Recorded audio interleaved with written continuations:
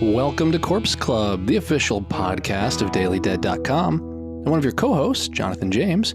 I'm joined today by Bryan Christopher, Derek Anderson, and Scott Drebit. It's our first episode of the new year of 2022. I can't even believe I'm saying that. It seems like we're in the future. But yeah, it's 2022. In this weird time vortex we're in. I can't believe how quickly 2021 has gone by, and took a couple weeks off. The Corpse Club team was on a much needed break during the holiday, and also this is one of those times for me, and I know for some of my co-hosts it's probably the same, where we use this time to catch up, because there are all these movies throughout the course of the year that either didn't have a chance to see, maybe they were in theaters and it took a little bit for them to get to VOD. And so for me, I use December as a good bit of time to catch up on some of the movies I may have missed. And so we've compiled our favorites of 2021, and you will see those on dailydead.com. So make sure to head over there, and you can check out our feature series. Every day we'll be releasing new installments from some of our Daily Dead team members. There's already some that are live, and we're going to do our Corpse Club edition of that today. And so my co-hosts and I will be sharing some of our favorites from 2021. As I always like to say, ever since we've done favorites on Daily Dead, it was always tough for me to do a best of list, because I always went back and forth on, is this the best movie I've seen, or just did I really like it? And so I ended up going back and forth on so many different things. Some years it would be there were some movies that were okay, but were there 10 that I really, really, really loved? Maybe there was a TV show or an experience.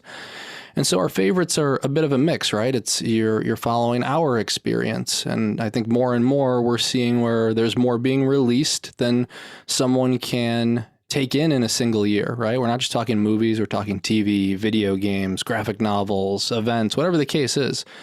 And so when you hear us talk about our favorites, they may not necessarily be the best. They may not be something that you've experienced, but it's our personal favorites, and in a lot of ways it's our recommendations and suggestions. If you say, hey, I've been every time I listen to Corpse Club, I tend to like everything Scott likes, well, his favorites are probably something you should check out if you haven't. And or not. I was trying to help you out there, Scott. I was trying to throw a bone your way. That's okay. That's okay. I can take it. But I can take it. Or they may just be the only films that you saw last year. I'm not saying. I'm just saying. That can be it too. Or maybe you only saw or experienced a couple of pieces of entertainment. That's totally fine. And I guess that's a good way to get serious for a minute. As with the start of the new year, I definitely want to say, that we wish our Corpse Club listeners, our Daily Dead readers, the best in this new year. We know times are tough. There's not a lot that we can do here except for, send good vibes our way, send our best wishes. And then, of course, also, suggest that, people are, stay safe, stay in.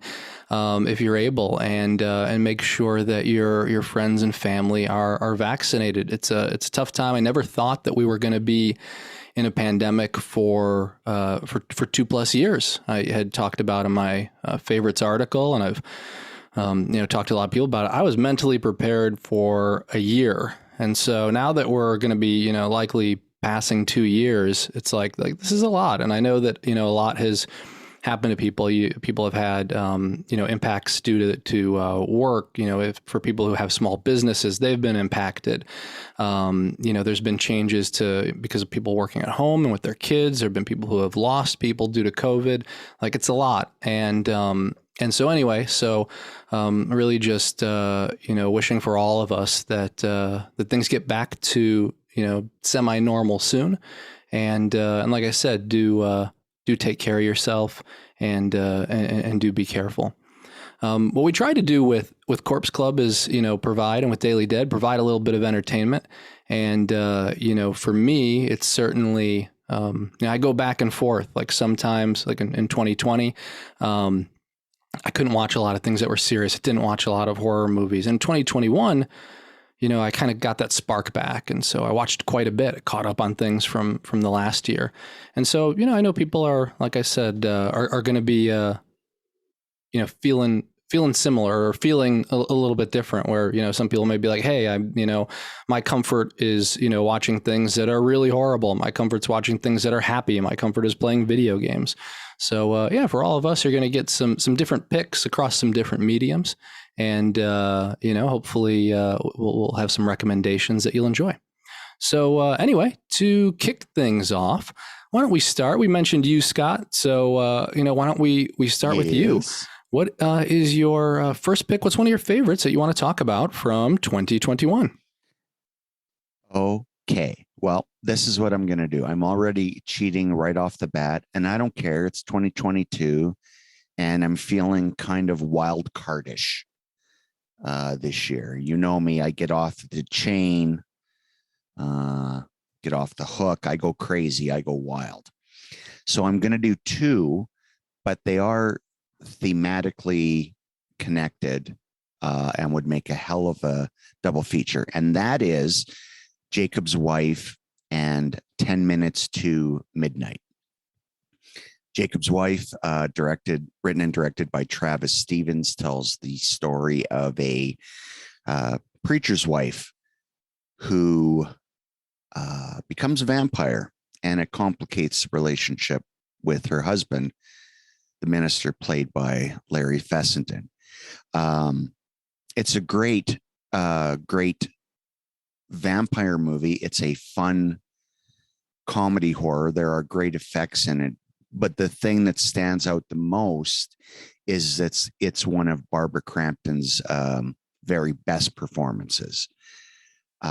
She's absolutely amazing in it, and she's had this wonderful second surge since she's come back into acting after a sabbatical, and she's dominating, but for good reason. When she's given amazing material, she absolutely flies with it. So that's the first pick. The second one, 10 Minutes to Midnight, and that one is done by Erica Bloomquist, written and directed by, and that stars our lovely Texas Chainsaw Massacre 2 actress. Say her name with me. Caroline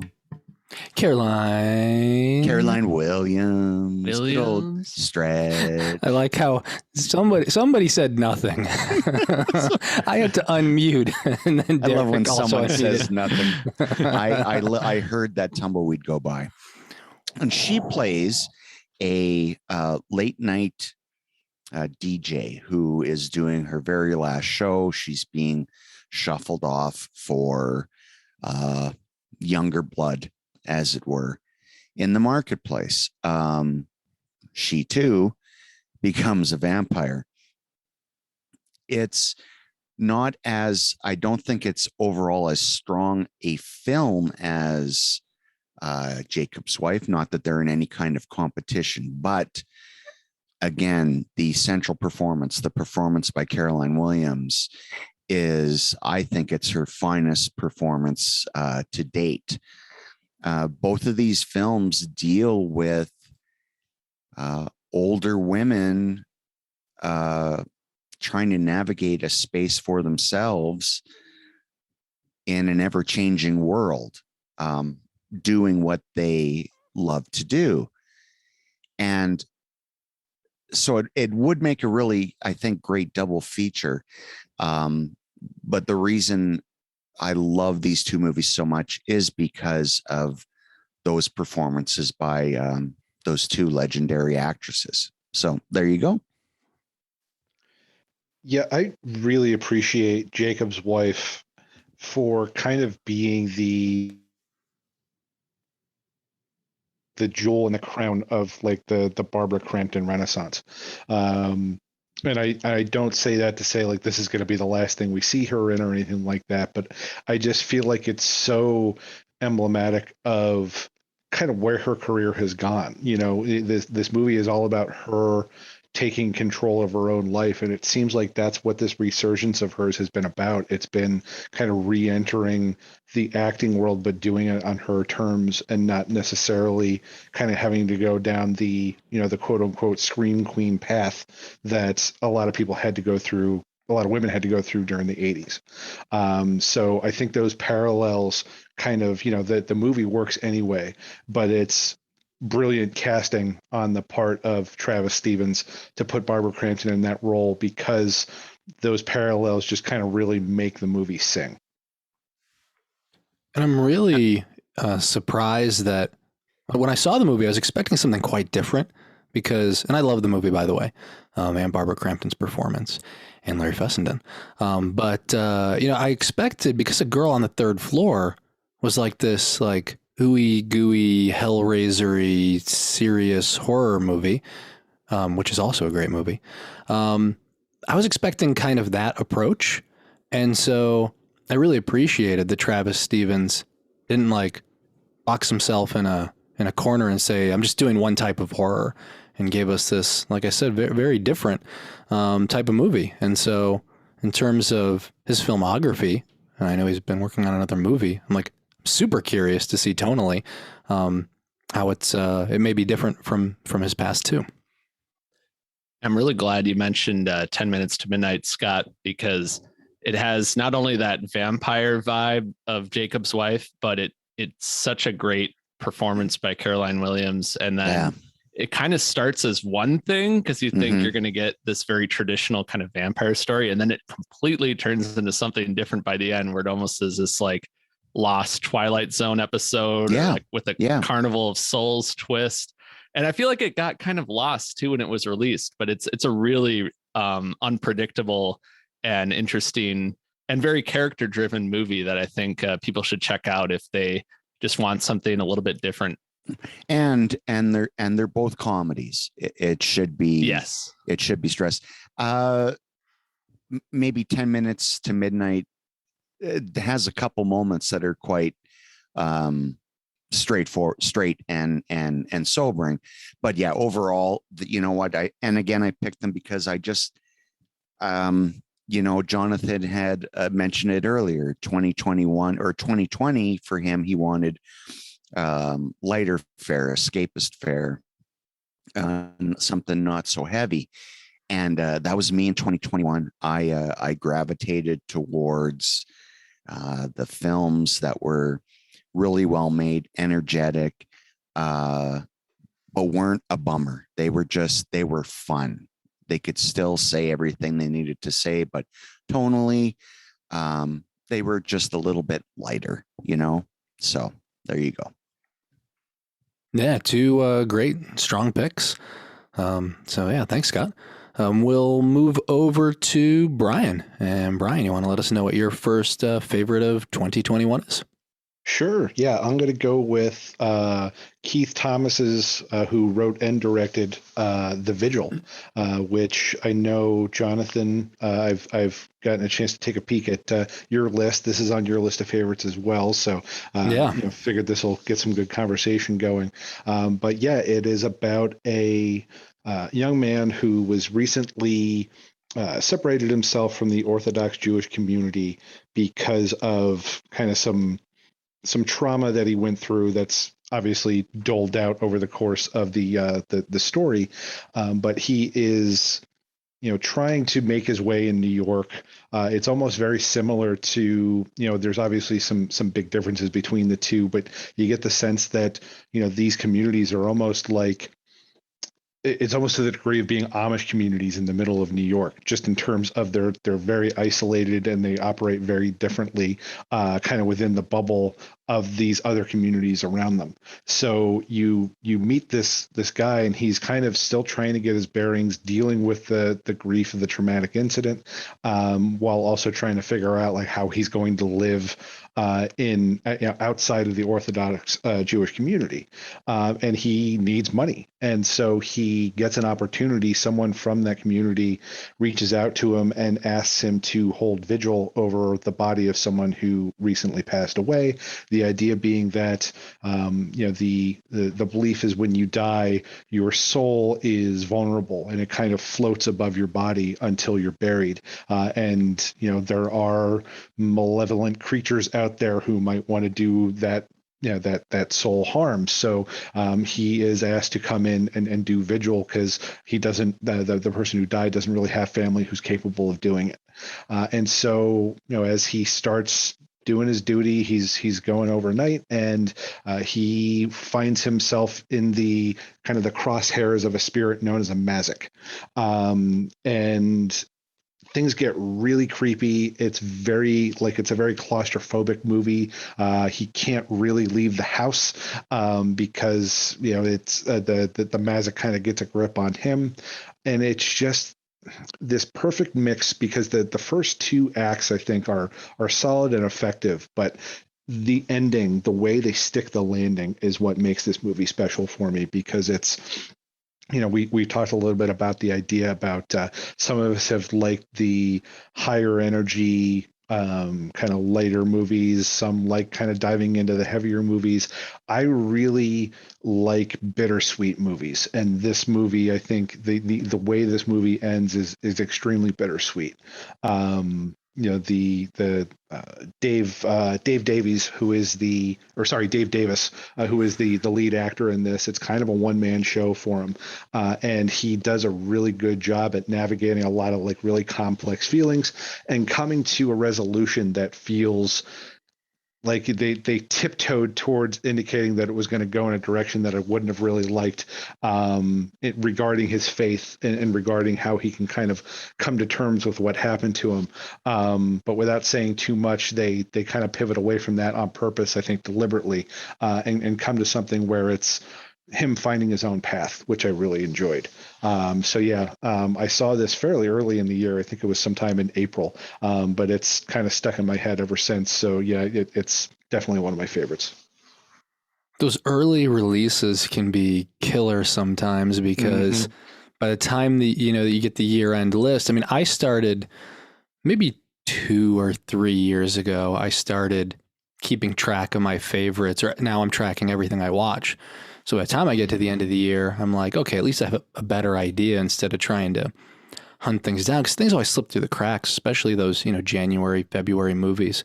And even though, like I said, I think this one was in April, as you mentioned. But yeah, that being said, I mean, this movie's awesome. Everybody should check it out.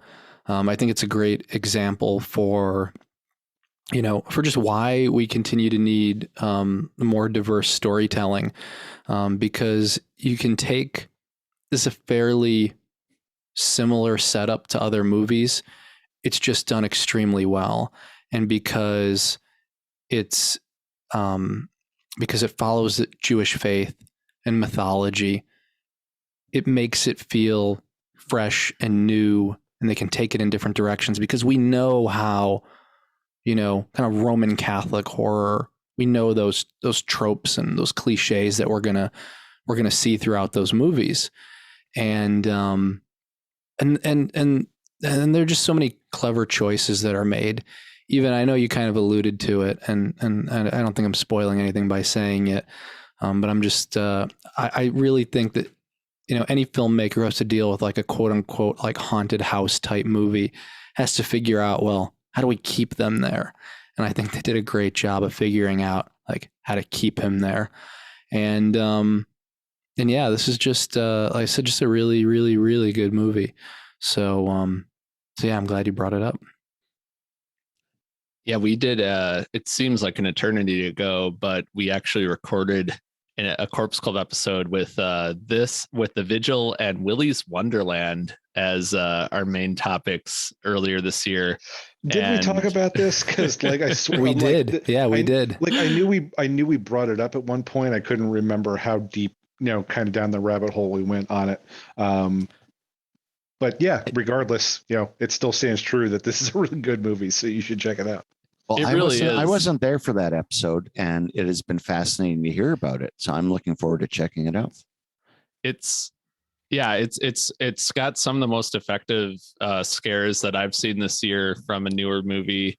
And I think, yeah, like you said, just the culture that's represented and the whole setting is really fascinating, and it's just really damn scary on top of all that. And I'm really excited to see what the director Keith Thomas does next. He's directing the latest adaptation of Stephen King's Firestarter, so I'm excited to see what he brings to the table with that, because I think The Vigil was certainly one of the more effective horror movies of 2021, even though I think it premiered in the festival circuit in 2019. It did. It's been a long journey. Yeah, it hit TIFF. Yeah, I believe it hit TIFF in 2020 or 2019. September 2019. Yeah. Released 2020 internationally. It didn't hit the States until February of 2021. Yep. Full circle.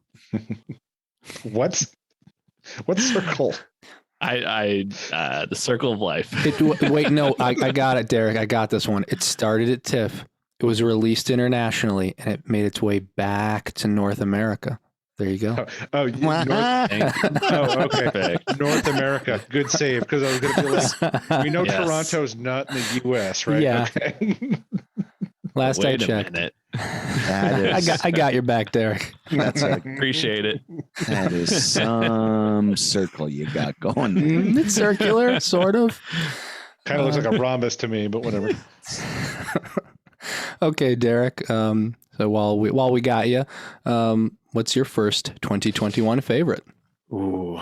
Well, it wasn't exactly a lighthearted series. So I'm kind of glad it didn't come out in 2020, because it might have been just a little too much to digest in that year. But like you said, in 2021, it felt like I was able to open up a little bit more to some more, I guess, more downer type of horror stories, but still very intriguing stories. And so for my first pick, I'm going with Mike Flanagan's Midnight Mass, which, if you're unfamiliar with it, it's out on Netflix now. It's set on an island community, and there's all sorts of supernatural events going on, and it really taps into one particular subgenre.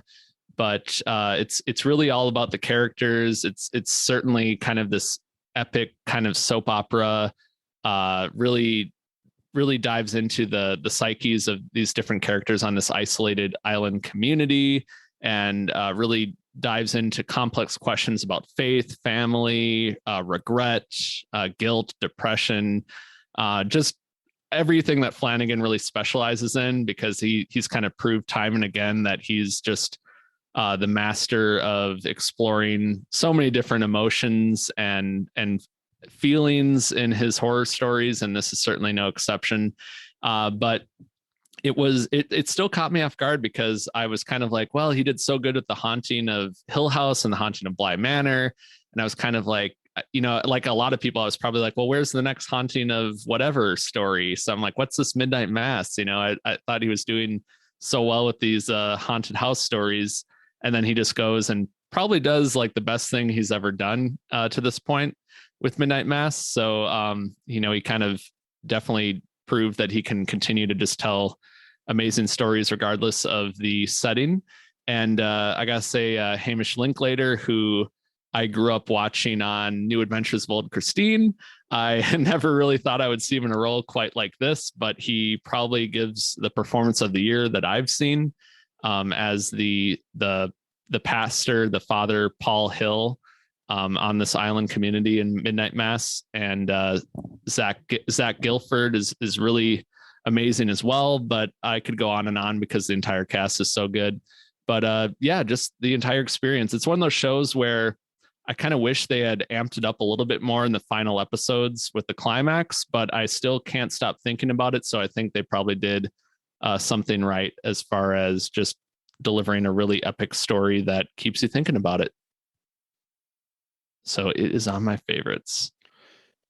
And if anybody's listened to the episode where we put together a to-do list of things we needed to catch before the end of the year. One of mine was Midnight Mass.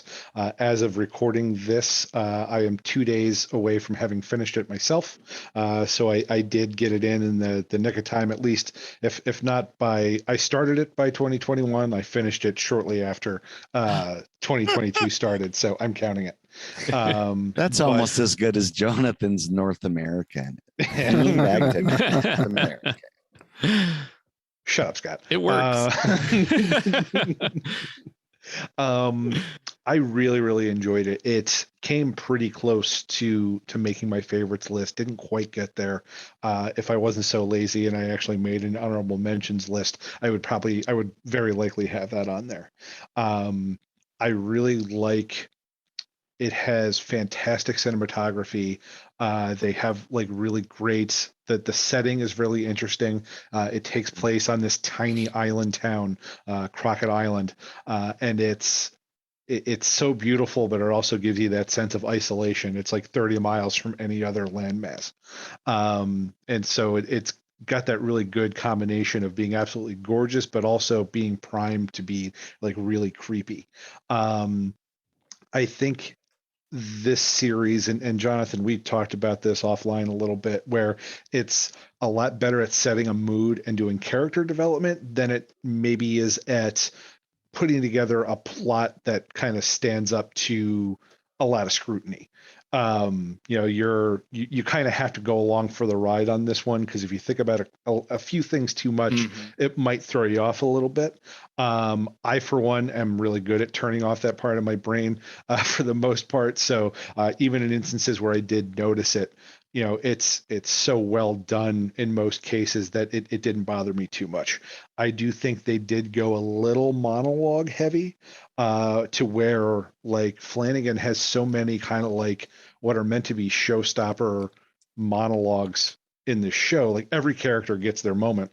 Right. But it also gets to the point where it's like, if they're all showstoppers, then none of them really stand out. That being said, he did put together a hell of a cast.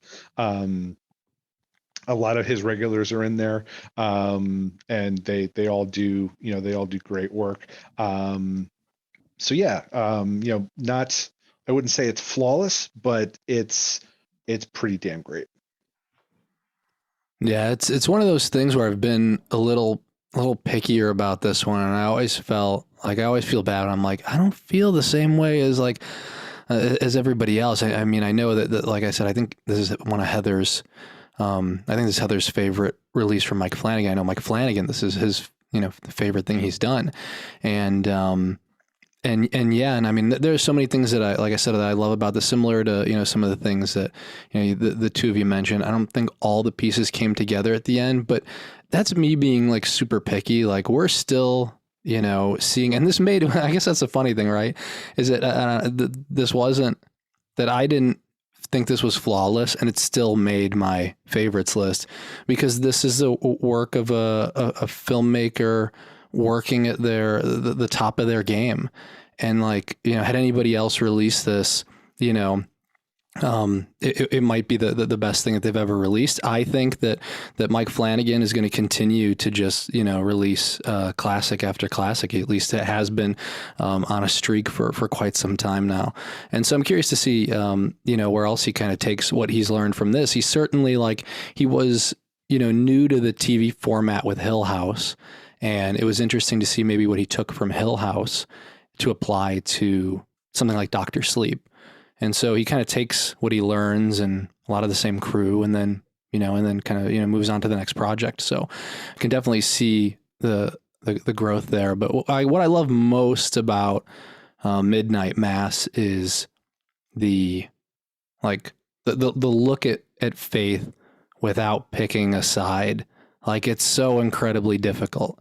Like in a lot of the like Catholic horror movies or shows, it's like what they tell you is that like the path to victory is following the Catholic God, and that can be a difficult pill to swallow, of course, for many people. And we've seen that already, right? I was talking when we spoke about the Vigil, but here they cover people who have faith, people who don't, people who have different faiths. how all of that still intersects. And so seeing how people of different faith react to this event is really fascinating. And, I definitely think this is, I mean, of course, like I said, this is a masterpiece from one of the greatest horror filmmakers of all time. And so, yeah, if you haven't seen this one, like definitely check it out. I told Brian, like, he needs to see The Haunting of Hill House, just because I think that's, I like that a little bit better. But it's one of my favorite things of all horror anythings of all time. And we also have like so much coming out from Mike Flanagan. Like I'm super, super pumped for his Edgar Allan Poe series. So I know we have the Christopher Pike series he's doing as well. So the guy doesn't stop. He doesn't sleep. Yeah, just all good stuff all around. I've only seen the first episode of Midnight Mass, and I guess that speaks to what you mentioned earlier about the onslaught of content that we currently have. And it's not that we didn't enjoy the first episode of Midnight Mass. It's just a different shiny object caught our attention, so we went to that one instead. Do you know what I mean? Like there's so much. But an interesting thing that Brian brought up, and I'll just throw in as an example to go with Midnight Mass, is Chapel Wait, which is sort of a prequel to Salem's Lot. It's too long. It's very good. In some parts, it's excellent. It's simply too long. It's like 10 episodes or something. And there sometimes feels you feel like they're slotted for this, so they have to make the story this long, or they're just given that creative license to tell the story and however long it takes. But I'm assuming it's a mixture of commerce and otherwise, but and I'm not an editor, but sometimes you just feel things are too long, or this story could be told in a more succinct style. And I think I think that's just a hazard that as a viewer that we have to look out for, or accept, I should say, not look out for, because there's really no getting around it. You either watch or you don't. So I've just seen this trend towards maybe stretching things out a little too much, and maybe making them more succinct. I will say that length, like overall length, I don't think Midnight Mass has that problem. It did feel, it's 7 episodes, about an hour a piece. They all feel pretty tight. They feel deliberate, but it doesn't feel too drawn out.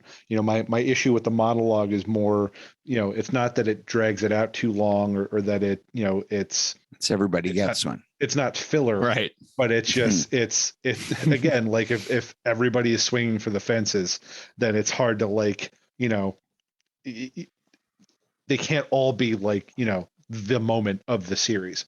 But yeah, I don't think it dragged. I think that Flanagan's pretty good at pacing and making sure that things are doled out in a way where it's like, oh, what's going on here? Yeah. But never getting to the point where it's like, okay, tell me what the hell is going on here, because I'm sick of waiting. But see, I'm fine with that because I love words. So I'll give a writer his thing, and you know what? You spill it out, and I'll play it. It's the redundancy that you just find in a show. And again, I can't speak to Midnight Mass. I've only seen the first episode, but Chapel Wait was one that has excellent production values, a great story, really good performances, suspenseful moments. And however long it is, you could take out 2 episodes worth of material and it would be dynamite. Mm-hmm. Yeah. And it's, and there is like, it's an investment of people's time. And so I always say, like, I'll always watch a movie. Like, it's easier for me to watch a movie because if I lose 90 minutes, like, it's okay.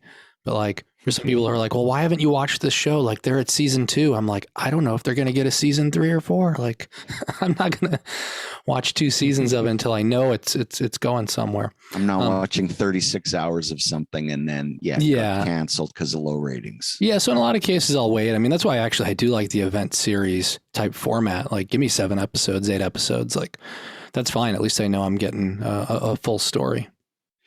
Or a lot of story. Yeah, that's true. And Midnight Mass was kind of a good like light switch for me, because I generally don't do a lot of horror television for exactly the reason Jonathan said. Like, I don't want to invest myself in this thing that might not actually have a conclusion. But realizing going into it, with Midnight Mass, it's not this insurmountable like hill of content or mountain of content. It's, it's more, and it's a commitment, but it's, there's an end goal, and it's not going to be one of those things where it's going to end on some kind of a cliffhanger or something like that you might never get the answer to. So I'm realizing now that I think I really am liking that format. So if I'm not going to do a movie, I think the limited series is a really cool way to go. And we'll talk about something that I think toes the line between those two things a little bit later when we get to Derek's second pick. But suffice to say that, like, I hope we do see more of that in terms of these things that are not necessarily just a single movie, but also aren't trying to go on indefinitely and running the risk of, potentially petering out, something where you have something to look forward to down the line. But you also know that there's going to be an end game to it as well. Yeah, because there's so much fighting for our attention. It's often said that Netflix sees their biggest competitor, or previously did, as Fortnite. That's because people are not watching anything on streaming. They're playing video games, which I'm going to use to segue into my first pick, because I said we were going to do not just movies today. And it's going to be Resident Evil Village. Full circle. Full circle. We've gone full circle here. And, so we talked about this previously. Everybody knows my love of Resident Evil 7. And so I was super excited, but I was not expecting Resident Evil Village to be along the same lines. And actually, I like the game a lot better. I think the only thing that was like different about my experience, besides the actual some of the gameplay elements, was that like Resident Evil 7 was like completely unexpected for me. I just was not expecting a game that was that well made. In this case, I kind of knew what they were capable of, but they still met and exceeded my expectations. And this is a good game. I mean, you ask somebody what to expect from Resident Evil who doesn't play a lot of Resident Evil, and they'll be like, it's zombies, it's, Raccoon City, it's, police officers fighting them. You may say some of the things that maybe say Alice from the movies.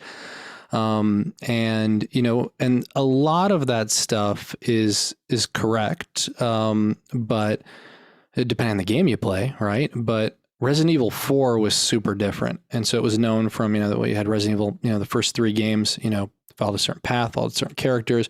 We went in a completely different direction in 4, and then kind of came back to those characters from the first 3 games for additional sequels. But once we got to 7, it was a different story. And we're following Ethan Winters, a brand new character. And we continue to follow that character here in Village.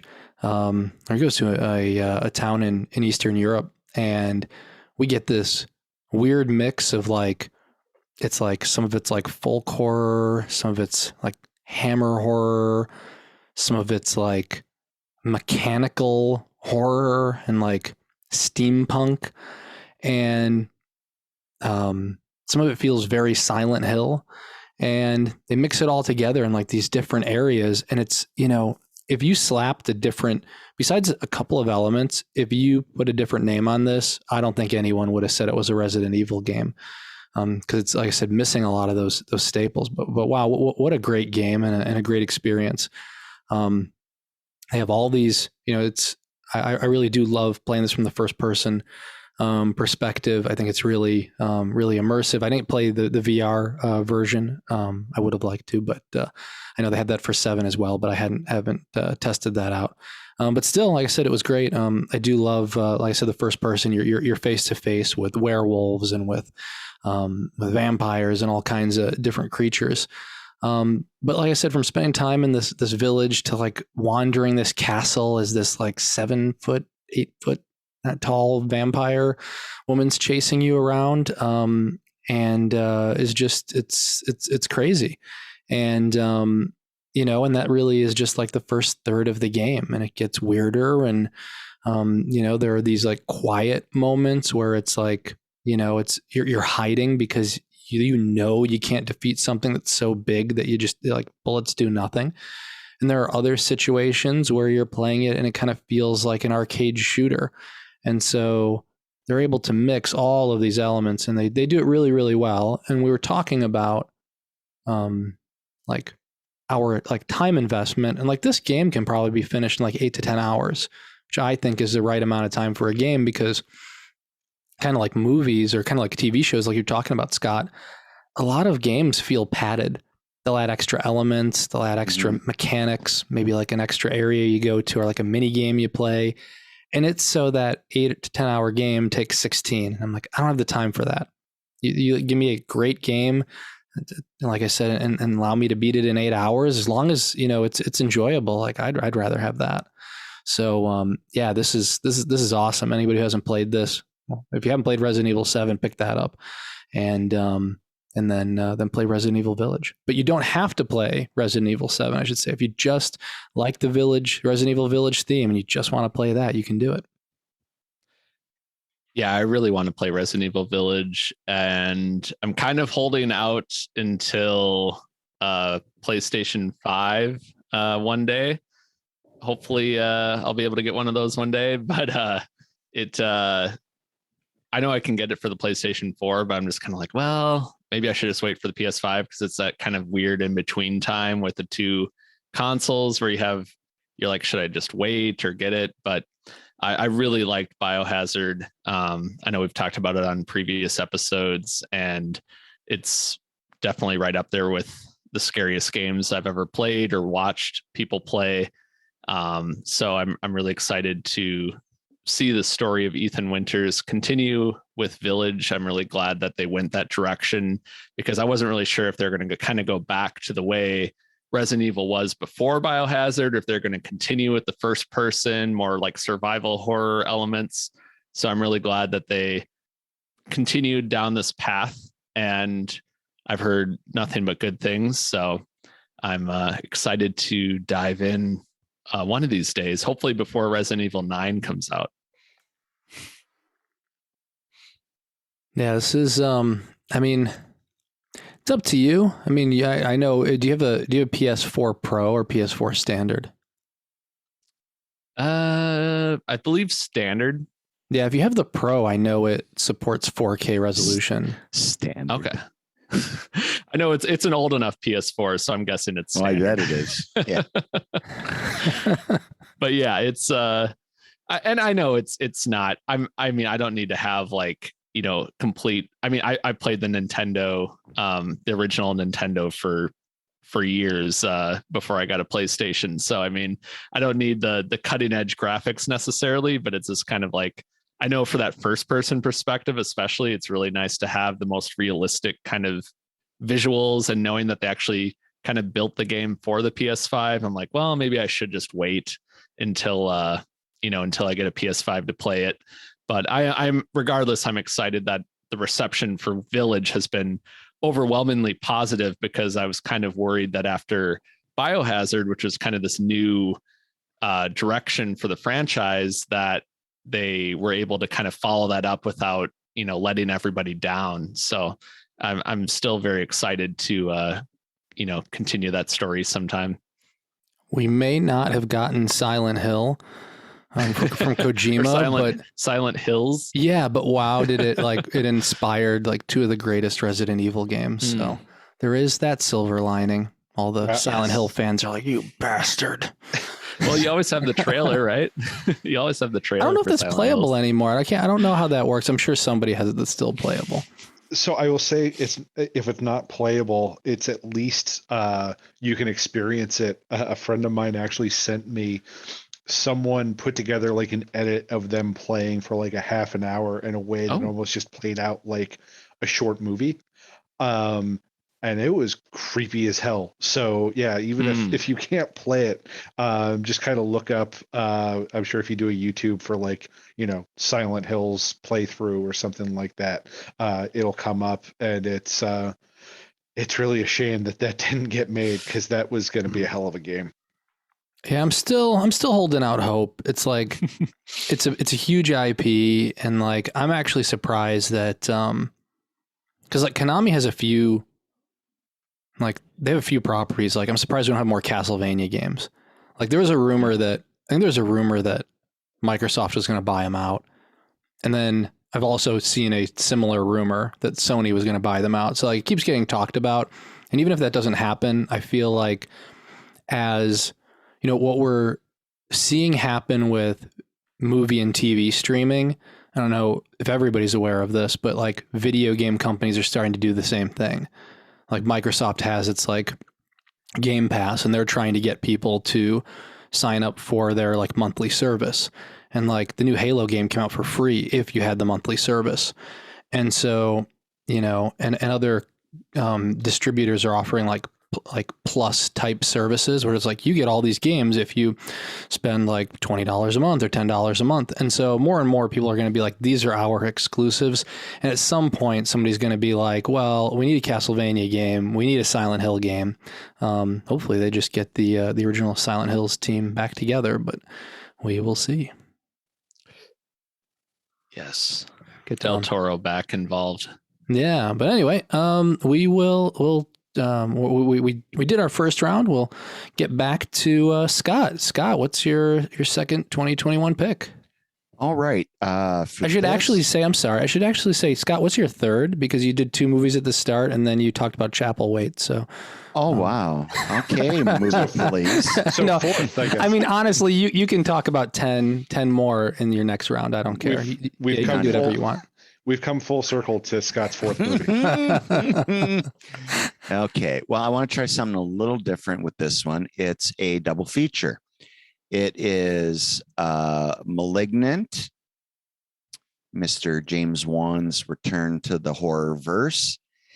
And with Malignant, we have Werewolves Within, Josh Rubin, his follow-up to Scare Me.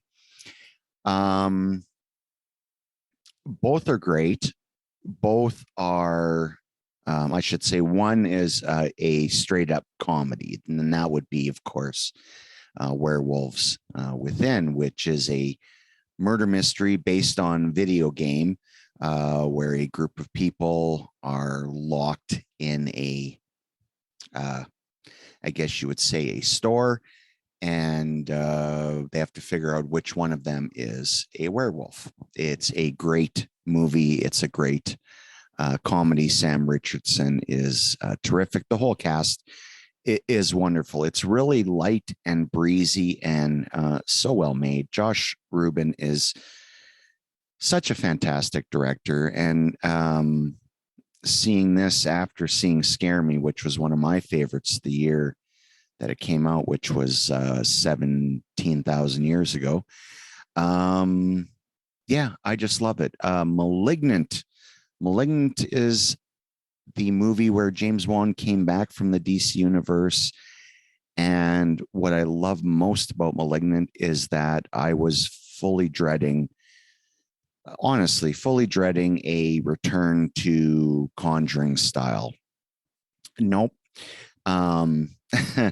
This low budget horror that James Wan has created is instead a tribute to Mario Bava and a tribute to Brian De Palma and just a tribute to what the fuckery in general.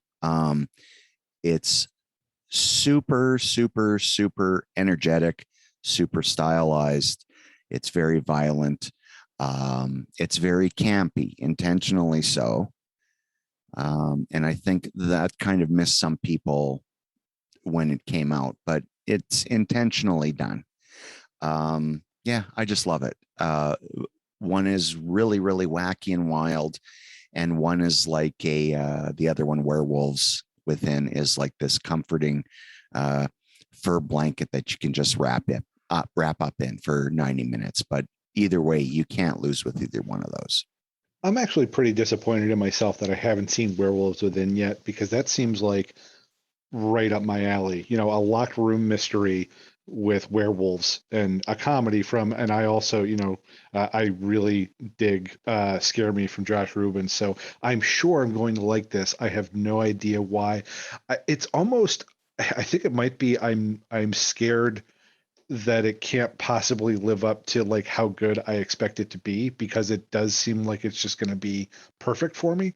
Like if it's just going to suffer by those expectations. So I think I'm just trying to let that maybe fizzle out a little bit and just go do it and enjoy it. It's because it's a very low key, low expectations movie. It's not, and again, he didn't write it, but he's so assured. His direction is so assured, but it's a very funny movie. It's just a movie that will make you smile all the way through. The characters are, a combination of stupid and or sarcastic or ignorant, and the whole cast is fantastic. It's a keeper. What I love about Malignant is that this is like a dream scenario for a horror director, which is you have a studio budget, no interference. You can make whatever you want, and it won't harm your career in any way, shape, or form. Like, it's a dream scenario, because so often, that, I mean, obviously we know the studio game that you kind of have to play, like, and it makes sense. A movie from a studio or financiers or whatever the case may be is an investment, and they need to kind of make a return on it. And people want like the critical acclaim, and they want the box office draw. And like, if your movie is panned and doesn't do well, like, you may not get future movies. So it behooves you to make movies that are popular. And so that process inherently means that we get safer movies traditionally from filmmakers. And so a lot of the, less traditional movies that, excite us, we will find, on the indie circuit. They don't have necessarily as big of a budget. And again, so to see Malignant just go with this, I know you mentioned Bava, and like there's so many different influences, but also like Dark Castle aesthetic as well that they have going on with this movie is just like, oh, this movie is wonderful. Like, I wish that every filmmaker is given this opportunity, and it's just like, here's, millions and millions of dollars, make whatever you want, and we'll let you make your other movie, and no one will hate you for this. Yeah, and some people might even like you more. Exactly. This definitely smacked to James Wan going like, dude, I got Aquaman 2 after this. I don't really care if you like this or not. Like, my bread's buttered either way, so I'm just going to swing for the fences. Yeah, you mentioned Dark Castle, and it feels like Malignant is a movie straight out of 2003. And I mean that mostly as a compliment. I mean, I know we've done an episode on Malignant, and I wasn't a fan of everything about the movie, but I can't argue that it's always entertaining. It's never boring, and it has like the biggest jaw-dropping kind of third act that you could ask for in a movie, where it just takes so many left turns that it ends up going, I think it ends up going back on itself like 2 or 3 times, just with how many left turns that it takes. And it's fun to see someone like James Wan doing that at this point in his career, where he comes back and does something where he's doing kind of almost like an ode to a horror movie that would have come out when he was just getting started out in horror with Saw. And he's doing something that feels right at home in that era, but doing something different than Saw. So it's a very wild and entertaining movie even if I wasn't a fan of like everything about it. And I do regret not putting this on my favorites list, like as an individual item. I ran into a similar problem to what Heather was talking about, where I'm taking us on a tangent, but it's worth it. This year was so good. This was such a good year for horror that I could have easily swapped out a number of my items. I could have swapped Midnight Mass for Malignant, for example, because there are just so many movies that I could have recommended to people. You know, and Werewolves Within as well. I mean, it's a lot of fun. There's a lot of these movies where like there's easily like 20 releases this year that even if I didn't love it 100%, I would still recommend it to a ton of people. I'd be like, it might not have been completely my jam, but I think, you know, you will love it. It just shows how strong of a year this was. Yeah, I just for the show, I thought I'd watch one more movie, and I squeezed in Saint Maud. And this is not your feel-good movie of the year, but it is excellent, and I would always recommend. What is that? My 7th? What am I up to? 6? Keep going, Scott. It's good. Yeah, Saint Maud is a great movie, but definitely not the vibe of what I'm recommending on my list for this year, for sure. I easily could have put Saint Maud on my list as well, and this could go offline, but I really want Bryan to see Saint Maud because you haven't seen it, right, Bryan? Correct. I have not. Oh, this is your jam. I think you'll like this. And there's another movie that I want to discuss in relation to this, but I can't name the movie. So I really need you to see this one. But anyway, Saint Maud's great. It's another one that was released earlier in the year. And yeah, I'm not going to say a lot because you just need to experience it. And I think it was Bryan that was speaking to this, but sometimes over the year too, release schedules change. What platform they're on can become confusing at times, and the advertising seems out of place on some things. So it really is easy, especially when you're dealing with that much content, that, you know, that the marketing and has to be so clear and so has to make such an impression to really punch through the noise, you know? It's definitely annoying because you'll hear something like, you know, coming home on premium VOD. And then I'm like, okay, premium VOD. Well, what's that? Well, it might be that you get to rent a movie for $20. It might be that you get to buy the movie digitally for $20. It could even be $30. It's one of those situations where, because I wasn't going to theaters, still not. I haven't seen the new Resident Evil movie. I've heard it's not that great. And so I'm like, well, I would like to see it, but I don't want to rent it for $20. It comes out and I can buy it on VOD like 2 or 3 weeks later. And so it's you got your like premium VOD, whether it's rent or buy, then you have your buy VOD, then you have your maybe hit streaming services, you got DVD, you got Blu-ray, maybe you get 4K. Not everybody releases in 4K. Not everybody releases in Blu-ray. Sometimes you just get the DVD. So I definitely, I feel your pain there. There's your 2003 right there. No, don't you wish we could just like stand outside of the video return cart and wait for movies to come back and then snatch them from the pile? Exactly. Just grab. That's how it's done. Yeah. You look at the wall, it's not there. And then you look at the pile and you're like, I think I see it there. I think somebody. That's how it's done. They bring a knife, you bring a gun. That's the video stowaway. I miss you, Sean. Thank you, Jonathan. So let's turn it over to Bryan. I had to think about where we're at in this order. Bryan, it's you. It's your second. This is only your second one. But yeah, what's your second pick? Well, then I'm going to do a quintuple feature. Nice. Well, actually, I guess I am technically. Do it. Because I am going to do a movie that I think a lot of people were a little bit more lukewarm on. I'm going to go with VHS 94, the fourth entry in the franchise, I believe. Call me Luke. I quite enjoyed the first one. Thought the second one was okay.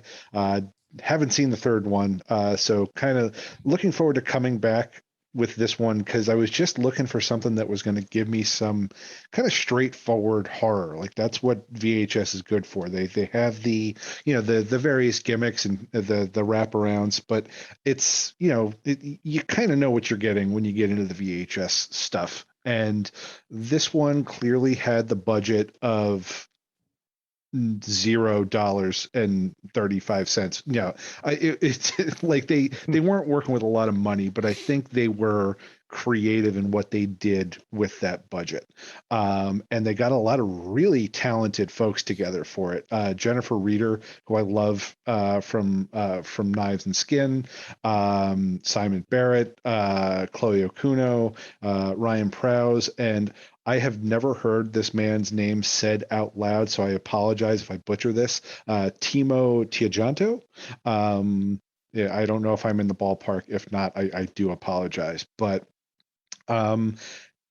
I really liked that the kind of the flavor for these was a little all over the place in a good way. I think my favorite one was Storm Drain from Chloe Okuno, where you have a news crew who kind of stumbles on this cult that worships a rat-like deity called Ratma.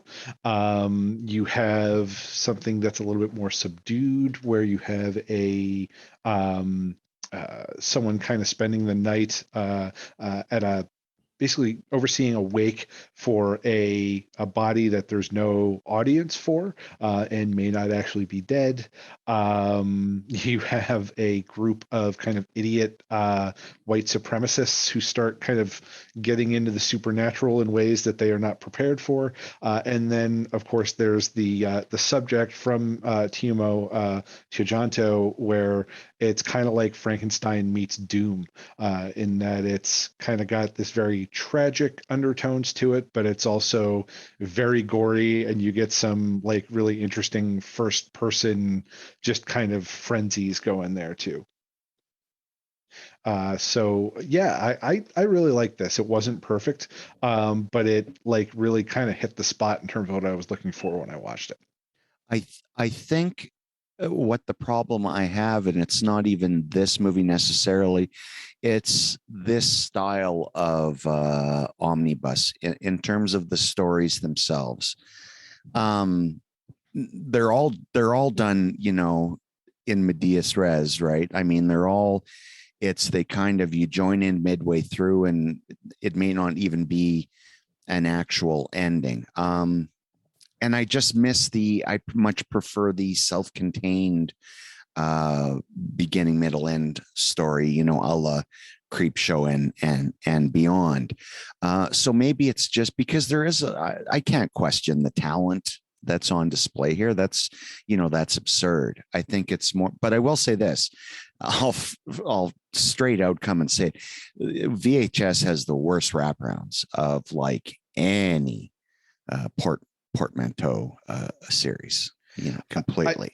I may be giving this one a pass because I've heard that more than once, but because Jennifer Reeder was the one responsible for it, I'm sorry.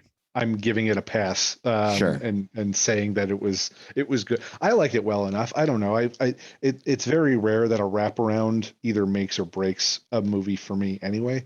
Well, not even make or break. It's 4 movies now, and they can't seem to make this concept of VHS tapes frightening in an organic way in the wraparound, or interesting. I at least appreciate that these are actual VHS tapes, as opposed to like a lot of stuff from the earlier ones were like clearly in a digital format. So you're wondering why the hell they called it VHS in the first place. This actually has the feel of, and you can argue that maybe it's not the most effectively, like, they're clearly faking the VHS aesthetic, by kind of putting that effect in, as opposed to it actually being shot on videotape. But they're at least kind of digging for that actual VHS aesthetic, rather than calling it VHS and doing a bunch of stuff that's generations past a It, VHS. it doesn't kill it. It's just I find it fascinating that in 4 films they haven't cracked the code of how to make it interesting. Maybe it just can't be done. But as for the movie itself, like I get why someone would dig it. There is a lot about it to dig. It's like I said, I think I've come to the realization that this type of omnibus storytelling, I'm not that fond of. I actually think that this wraparound is probably my favorite of them, which is interesting. Oh my goodness. I know. I think Really? Yeah, it is. And you know why? Because I like the aesthetic they have, and I do like the basic concept of like this like VHS cult. I think to your point, they haven't done a great job of like figuring out the wraparound, kind of like we know what like a Creep Show or Tales from the Crypt is going to look like. So it's very like aware, like you're very aware of like what you're watching before you get into it. Like VHS doesn't have that. So if they start using like this feel and like this cult idea, and like with the TVs and whatnot as a way to like introduce you to new installments of VHS, like I'd be down. And I think there are different ways to do it as like this like cult type takeover like expands. So yeah, it just feels so Fred Olin Ray, and I don't think that's the vibe they're going for in the wraparound. You know. Well, I'll at least say that like I can remember what the premise of this wraparound was. If you put a gun to my head, I could not tell you what the wraparound for the first 2 VHS films were. Now the third one was kid was chased. He thinks his girlfriend is in an ambulance, and he's chasing her, and a video camera footage is filming him while he's chasing. I don't know. It's very confusing, but it gets outside a little. It's the road trip VHS. 2. Nope, I don't remember. 1 was a house that had VHS tapes in it. Gotcha. Yeah, I may not always enjoy one of the movies kind of through and through like I do a traditional anthology format. It's just because it's different filmmakers, it's always a little bit jarring. So I always kind of see this a little bit differently when I watch it. To me, it's a showcase on, up and coming or in some case experienced filmmakers. And again, I talked about Malignant and kind of like making whatever you want and like not having to worry about it. Like that's kind of what they're able to do here. They of course have a much smaller budget, but they have more. I was going to say they did not get Malignant money for this. Yeah, but they do have that creative freedom. So it's like, hey, like you're a horror filmmaker, like you want to showcase your work, you want to get as crazy, as you want, like shoot your shot.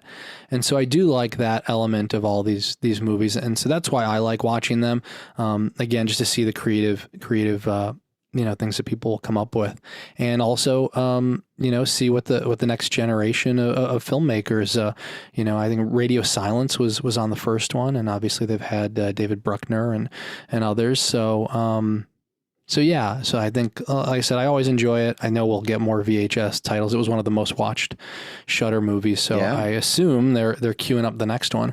I'll always watch them. I look forward to seeing the next one. Yeah. Okay, well, let's move on. Derek, you are up. Ooh, okay. Well, I'm going back like Brian kind of teased before. He locked you in. Right, exactly. No, it makes my decision even easier. So I thank you for that. It's technically a movie trilogy, but you could also look at it as a limited series as well. And this was a really awesome surprise for, I think, a lot of horror fans this past summer. And that is the Fear Street trilogy on Netflix, based, of course, on the book series of the same name by the legendary R.L. Stine, and directed all 3 of them by Leah Janiak. Of course, these movies, if you've read the Fear Street books, it's not necessarily like a straight book to film adaptation. It's kind of like borrowing a lot of the themes and the kind of slasher YA world that R.L. Stine really brought into the stratosphere It's kind of borrowing from that world and doing its own thing, even though there are some elements that are translated to screen. But this was, I think, a really big surprise for a lot of horror fans, myself included, just because I did not expect them to go as far as they did with these movies. Just with so many elements, with the mystery of it, with the gore, with how dangerous they played it, where you really felt like no character was safe, where it kind of felt almost like Scream in a way, where you really didn't know who was going to live or die by the end of the movie, especially in 1994, the first of the trilogy. So I think it was a lot of fun, and it really embraced, each movie embraced the era that it was set in. We had 1994, we had 1978, and then 1666, which also includes wraparound back to 1994. So there was a lot going on in this trilogy, but somehow it never really felt messy. It never felt like there was any filler. I always thought that they were using their runtime to the best of its ability, and just really going for broke with delivering a very R-rated horror story with a really timely mystery, timely and timeless mystery underneath it all. And so, yeah, I mean, this is probably the most fun I had watching anything this past year. And I'm so glad that Netflix, even though I think a lot of people maybe still slept on this just because they either don't have Netflix anymore or they just didn't hear about it through advertising and whatnot, I think this is definitely the most fun I had watching anything horror related this year. And I think time is going to be really kind to this trilogy. And I think, maybe if it can get a really cool Blu-ray release one day or something like that, more and more people will find out about it. But it's kind of that thing that whenever I see someone, I tell them about it. And if they haven't seen it, I tell them, you have to watch this. And they either look at me like I'm like I'm crazy, or they were like, yeah, I'll get right on that. So hopefully it gets the audience it deserves.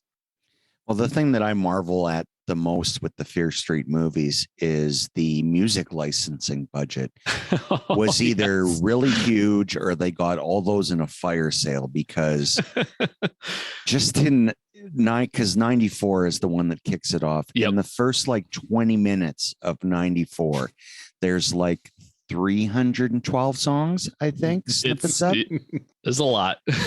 There's a few. I do love how you realize that it's clearly a deliberate thing that they're doing. At first it's man, you're going a little heavy in the needle drops, and then you kind of realize oh, you're kind of doing a bit, and I'm here for it. It's because you get people talking about how well, that song wasn't even out in 1994. So you could tell, I think they're trolling a little bit with both the amounts and the anachronistic elements to the needle drops. That could be, or you know what? The kids like their music. Right? Every time there's a scene through a hallway in a high school, you have to have a new song. Yeah. I just think everything about this series was so deliberate and so kind of well crafted that I can't imagine that this wasn't another deliberate choice. Yeah, it really is. Derek, you summed it up best as, fun. I kind of miss the R.L. Stein boat. And I think that's just an age thing that happens. So I can't speak to if this captures the tone of his books, but what I saw was just this really great, you can call it YA if you want, but when your head goes through a bread slicer and comes out the other end, I think you've crossed over. But yes, there are many elements, of course, of YA in it, but come to think of it though, how many of our protagonists in shows especially television, but we have young protagonists, the Stranger Things, Ghostbusters, you name it, right? But the content within these 3 episodes, it gets pretty nasty, but it's not, it doesn't feel mean. Mm-hmm.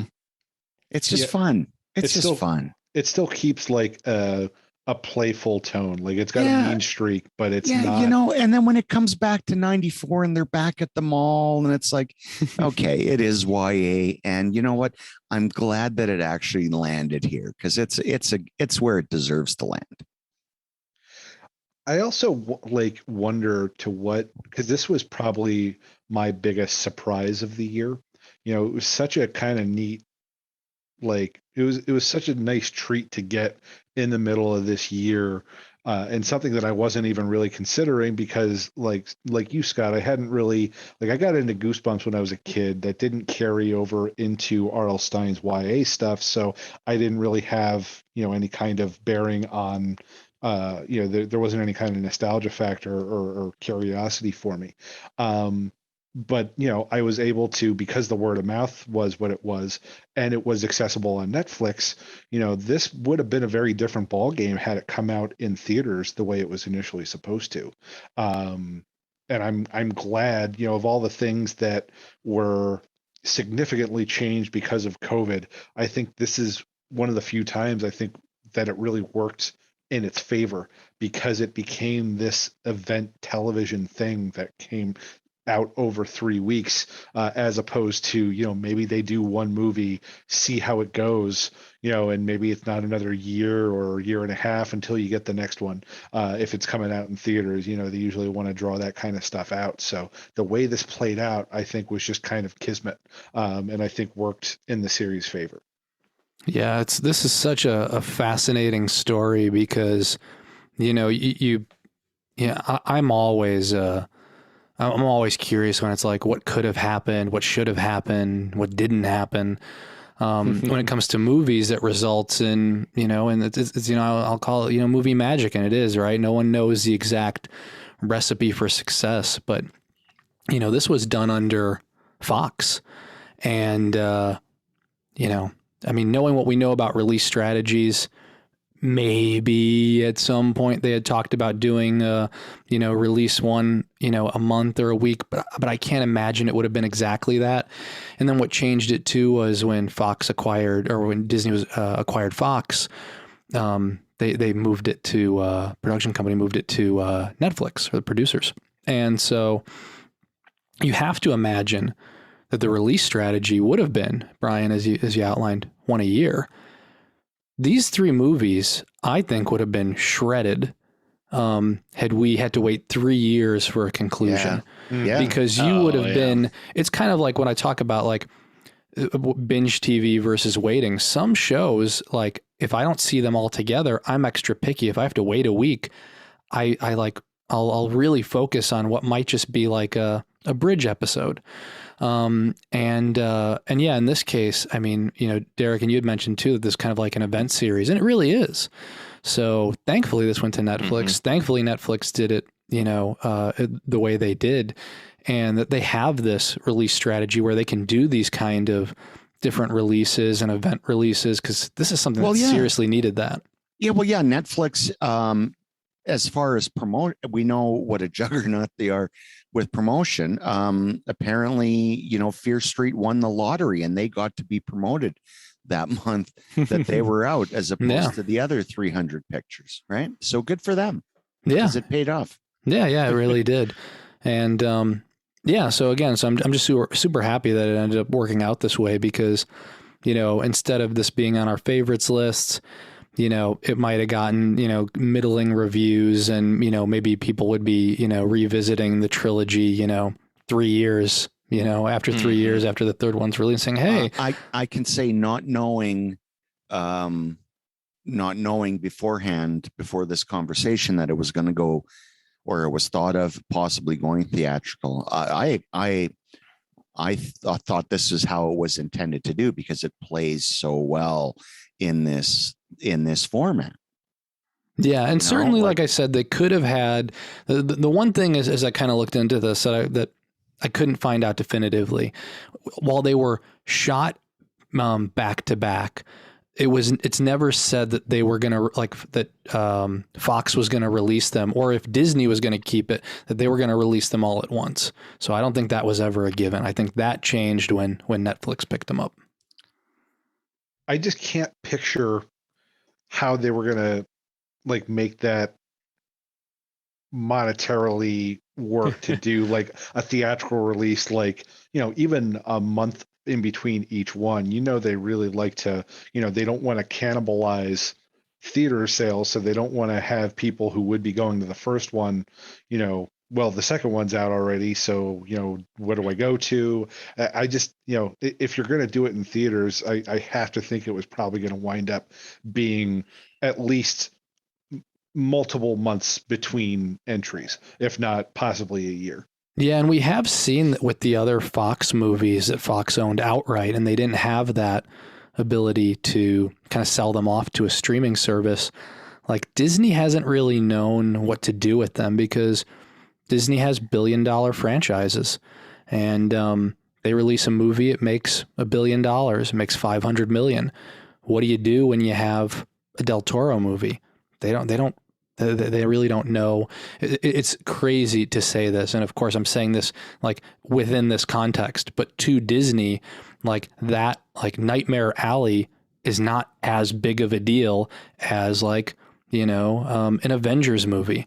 And so I do think that had Fear Street stayed with Disney, it would have had a much smaller, much more under the radar release, and who knows how it would have been seen, or what their release strategy would have been. I doubt it would have been and honestly, maybe they would have put it to, maybe they would have moved it to Disney Plus or Hulu or Hulu. So it's totally possible, right? And I guess another thing, because I know we were painting, or at least I was in worst case scenarios, they may have looked at it and said, let's release all three of them Halloween on Hulu. That could have happened too.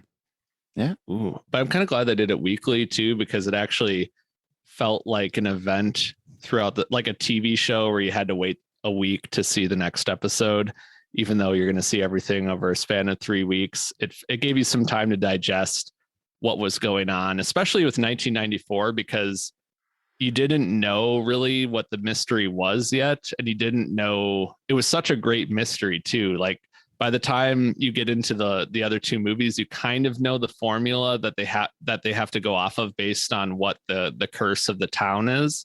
But in that first one, you really have no idea what's going on or why.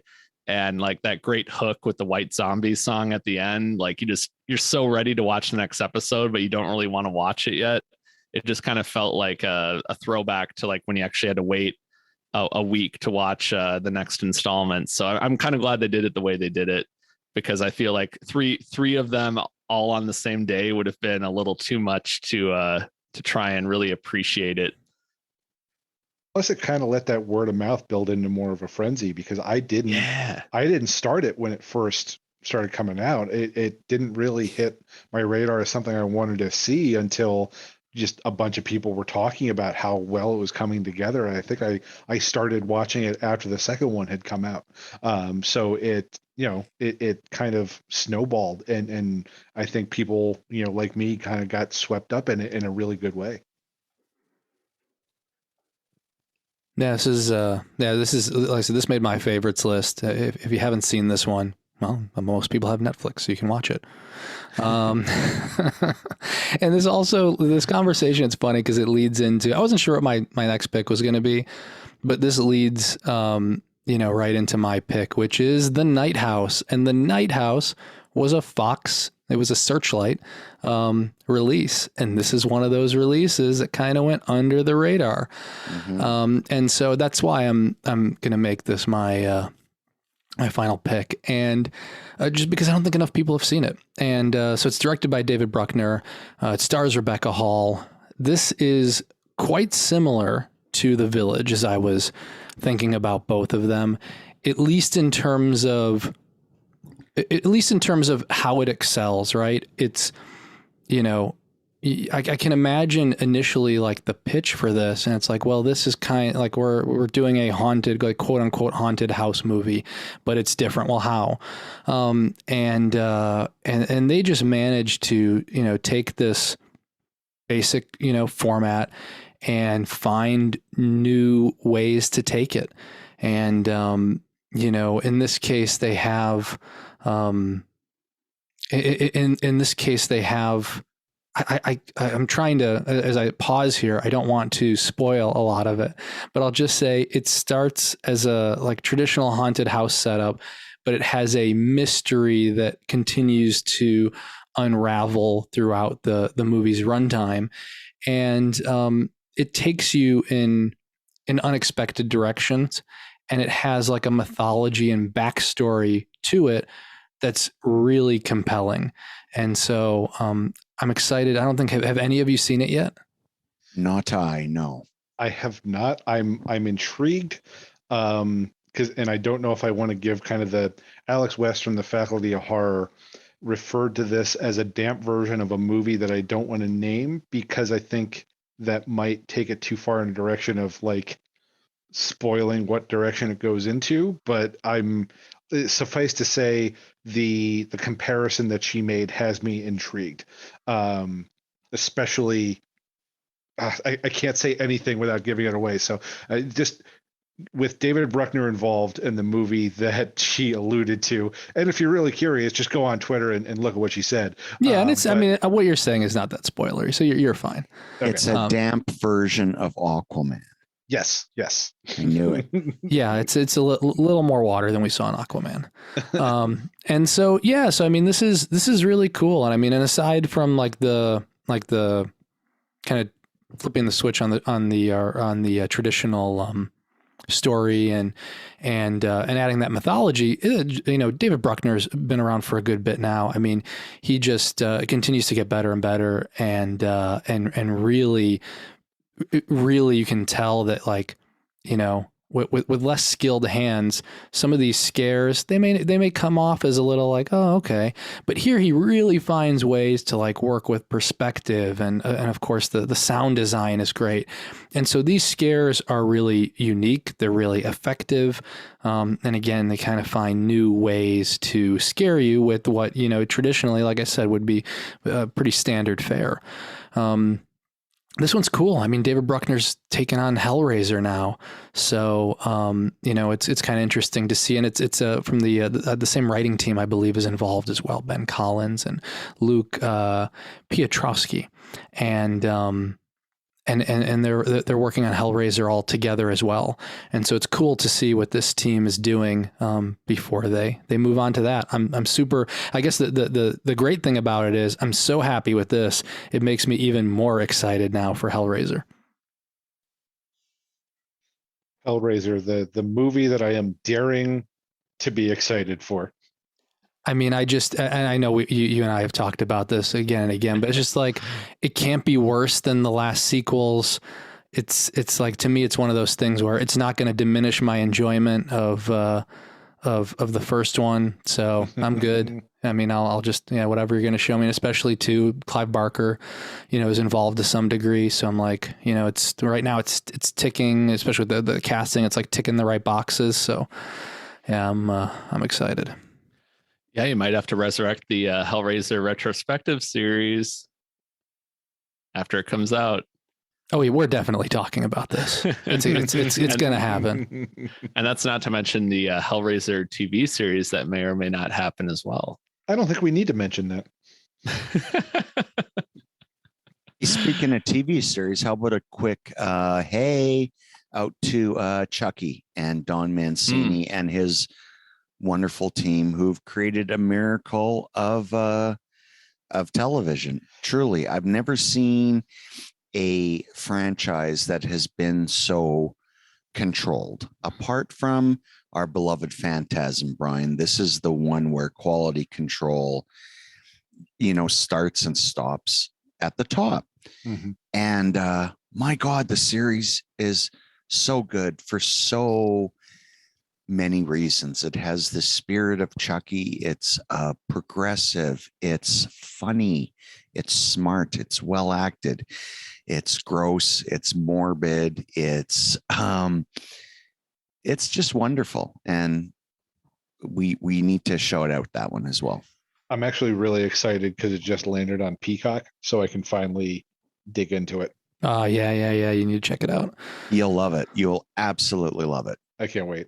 Yeah. Okay. Well, it Yeah. only makes sense. It only makes sense, Scott, that you closed us out with your 500th pick. And so with that, Wild card, baby. Wild card. I hope everyone enjoyed our 2021 favorites. As I mentioned, I encourage you to go to dailydead.com. And so for some of the other Corpse Club co-hosts that aren't on this episode, they are going to be contributing to the feature series. We have some of our other Daily Dead writers, and they are sharing their favorites as well. There are many, many more suggestions because this has been such a great year. And so definitely check it out. And then also, I do want to thank our listeners. Thank you for a wonderful 2021.